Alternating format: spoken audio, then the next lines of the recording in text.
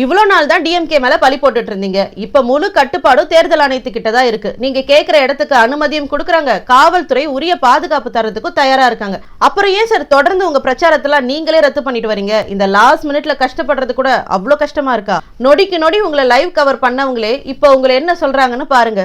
தேர்தல் ஆணையம், காவல்துறை என அனைவரும் அனுமதி கொடுத்தாலும் தாவேக தலைவர் விஜய் பிரச்சாரத்தை அடுத்தடுத்து ரத்து செய்து வரும் விவகாரத்தில் மர்மம் நீடிக்கிறது. விஜய் கேட்கும் தேதியில், கேட்கும் நேரத்தில் தேர்தல் ஆணையம் பிரச்சாரத்திற்கு அனுமதி கொடுத்து வந்தாலும் திட்டமிட்டபடி விஜய் பரப்புரைகளில் பங்கேற்கவில்லை.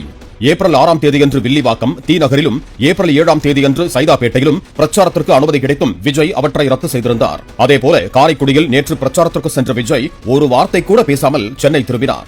இன்று கடலூரில் நடைபெறவிருந்த பிரச்சாரத்தையும் விஜய் திடீரென ரத்து செய்துவிட்டார்.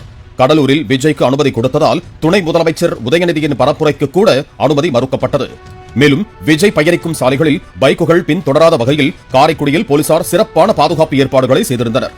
அவ்வாறு செய்தாலும் கூட பிரச்சாரத்தை அடுத்தடுத்து விஜய் ரத்து செய்கிறார். பிரச்சாரத்திற்கு அனுமதி கொடுக்கவில்லை என்றால் அறிக்கை வெளியிட்டும் பேட்டி கொடுத்தும் கேள்வி கேட்கும் தாவேக்காவின் முக்கிய நிர்வாகிகளோ விஜய் பிரச்சாரம் ரத்தாகும் போது அவரது உரையை கேட்க காத்திருந்த தொண்டர்களுக்காக விளக்கமோ காரணமோ வெளியிடுவதில்லை. மேலும் மார்ச் 21ஆம் தேதி முதல் நாள்தோறும் விஜய் வீதி வீதியாக மக்களை சந்திப்பார் என தாவேக்க நிர்வாகிகள் கூறி வந்த நிலையில் 20 நாட்களில் தற்போது வரை 5 நாள் கூட விஜய் முழுமையாக பிரச்சாரத்திற்கு வரவில்லை.